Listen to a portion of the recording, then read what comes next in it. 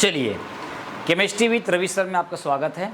ठीक है, चलिए केमिस्ट्री विद रवि सर में आपका स्वागत है। ठीक है, आज के सेशन में हम बात करेंगे बेटा क्रियात्मक समूह के बारे में बात करेंगे। जो बच्चा 10th क्लास में है, 11th क्लास में है या 12th क्लास में, उसके लिए क्रियात्मक समूह बहुत इंपॉर्टेंट होता है। ठीक है, आज की सेशन में हम बात करेंगे कि हमारे पास कितने क्रियात्मक समूह होते हैं, उस क्रियात्मक समूह का नाम, उस क्रियात्मक समूह का संरचना, उस क्रियात्मक समूह का सूत्र, उस क्रियात्मक समूह में जो है सफिक्स क्या लगता है और प्रीफिक्स क्या लगता है, इसके बारे में बताते हैं। अब आपको छोटा सा परिचय मैं दे दूं, क्रियात्मक समूह होता क्या चीज़ है।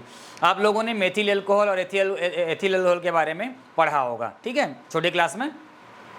तो उसमें जैसे CH3CH3OH होता है, तो CH3 और आपका OH, मतलब ये बोल सकते हैं कि कार्बनिक यौगिक जो होता है वो दो प्रकार से, दो भागों से मिलके बना होता है। एक भाग को बोलते हैं मूलक और दूसरे भाग को बोलते हैं हम लोग समूह। तो है ना, मूलक को बोलते हैं एल्किल मूलक और समूह को बोलते हैं क्रियात्मक समूह। तो दो पार्ट के बने होते हैं। तो CH3OH में CH3 मूलक है और OH में क्रियात्मक समूह है। इसकी पहचान कैसे करते हैं उसके बारे में आपको बताता हूँ। जैसे पानी है, पानी को चख के देखोगे तो स्वादहीन लगेगा।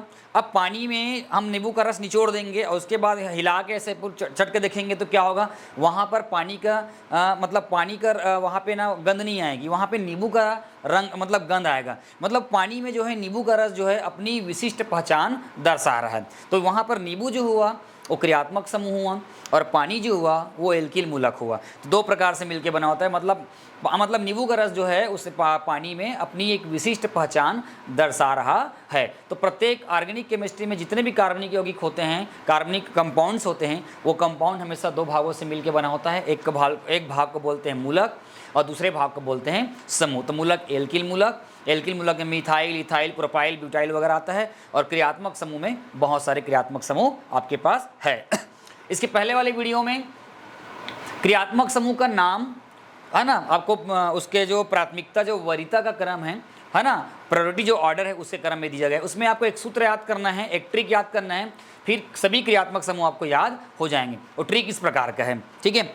कब से एसिड इस हाल में है, साइनाइड आइसोसाइनाइड को एल्डिहाइड ने काटा, है ना, कीन काइन ईथर से नहीं हिलेंगे। ये अगर वर्ड याद कर लेंगे तो आपको सब कुछ क्रियात्मक समूह लाइन से याद हो जाएगी। इसकी वीडियो बनी हुई है ऑलरेडी, ऑलमोस्ट वहाँ पर है कि कब से मतलब होगा कार्बन, है ना, कार्बोक्सिलिक एसिड से मतलब होगा सल्फोनिक एसिड, है ना। कब से एसिड मतलब होगा, है ना, अम्ल हैलाइड होगा, है ना, इस हाल में होगा, मतलब पूरा लगातार आप उसके बाद पूरा लगातार देखोगे आपको मिल जाएगा। इस वीडियो में आपको मैं ये बताऊंगा कि 11वीं 12वीं में अगर आप लोग हैं, अगर 10वीं में हैं, तो कौन कौन से क्रियात्मक समूह हैं, है ना, मेन क्रियात्मक समूह है, उसमें क्या क्या सफिक्स और प्रीफिक्स लगाते हैं, उसके बारे में हम आज चर्चा करेंगे। चलिए, यहाँ पर लिखा हुआ है क्रियात्मक समूह का नाम, संकेत, सूत्र, सफिक्स, प्रीफिक्स के बारे में दिया है। वरीयता क्रम तो ऐसे मैं लिख दिया हूँ।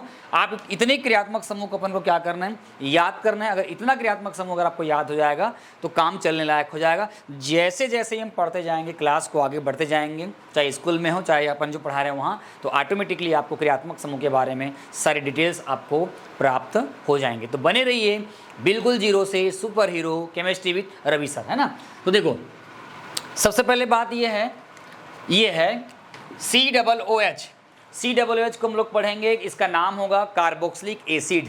जब सफी, है ना, प्रीफिक्स के बारे में बात करेंगे तो इसको कार्बोक्सी बोलेंगे और सफिक्स के बारे में बोलेंगे तो ओइक लगाएंगे। क्या लगाएंगे? ओइक लगाएंगे। एक आता है CHO, सबसे बड़ा क्रियात्मक समूह ये होता है।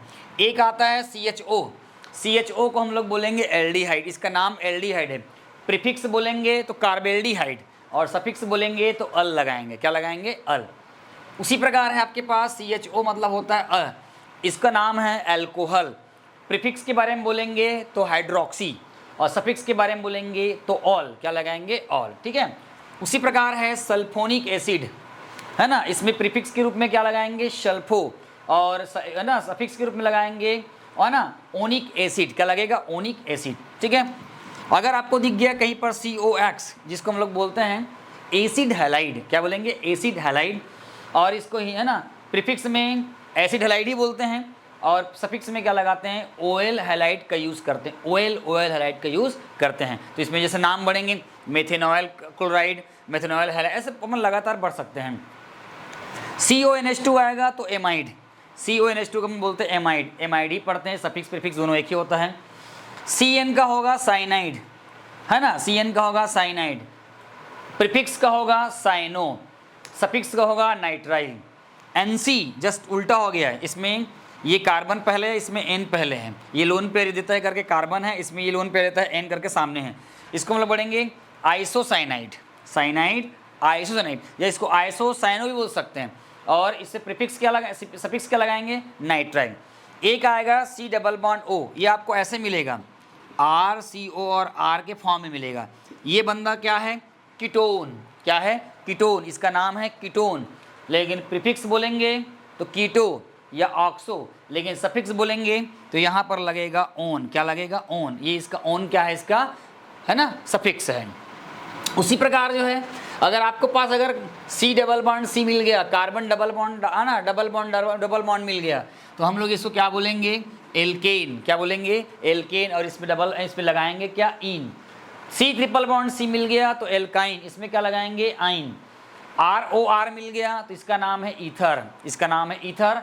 और इसमें सफिक्स क्या लगाएंगे हम लोग, ऑक्सी लगाएंगे, क्या लगाएंगे, ऑक्सी। NO2 मिल गया तो नाइट्रो ही होता है। अगर यहाँ पर X मिल गया, हैलोजन्स, इसका मतलब क्या हो जाएगा, फ्लोरो, क्लोरो, ब्रोमो और आयोडो। फ्लोरो, क्लोरो, ब्रोमो और आयोडो मिल जाएगा। मतलब अपन बात करेंगे हैलोजन्स, क्या बोलेंगे, हैलोजन्स में हेलो यूज़ करेंगे, फ्लोरो, क्लोरो, ब्रोमो और आयोडो। तो इस तरह से इतने सारे क्रियात्मक समूह जो मैंने बताया है आपको, इतने सारे क्रियात्मक समूह को तो फर्स्ट ऑफ ऑल में आपको याद करना ही पड़ेगा, क्योंकि ये क्रियात्मक समूह जो है आपको स्टार्टिंग का फेस में आपको याद दिलाएगा। बस आपको याद रखना है नाम क्या है, सफिक्स क्या लगाना है और प्रीफिक्स क्या लगाना है ना। प्रत्यय उपसर्ग आपने पढ़ा होगा, तो इसको करिए।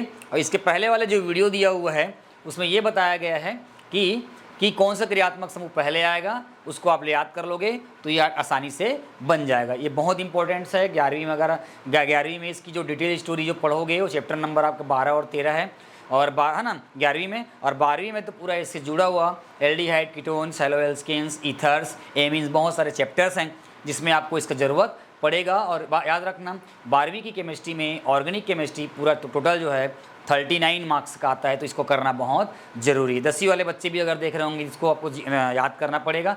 कहीं ना कहीं आगे चल के आपके ऑर्गेनिक केमिस्ट्री को स्ट्रॉन्ग करने का ये क्या है, बेस है। तो तक के लिए इसी प्रकार की वीडियो देखने के लिए बने रहिए और लगातार जुड़िए। अब लगातार 11वीं और 12वीं और 10वीं की वीडियो लगातार हमारे इस चैनल के माध्यम से आएगा। चैनल को सपोर्ट करो, आगे बढ़ाओ, लाइक करो, सब्सक्राइब करो, है ना, ठीक है। तब तक बने रहिए बिल्कुल जीरो से super hero chemistry with Ravi sir.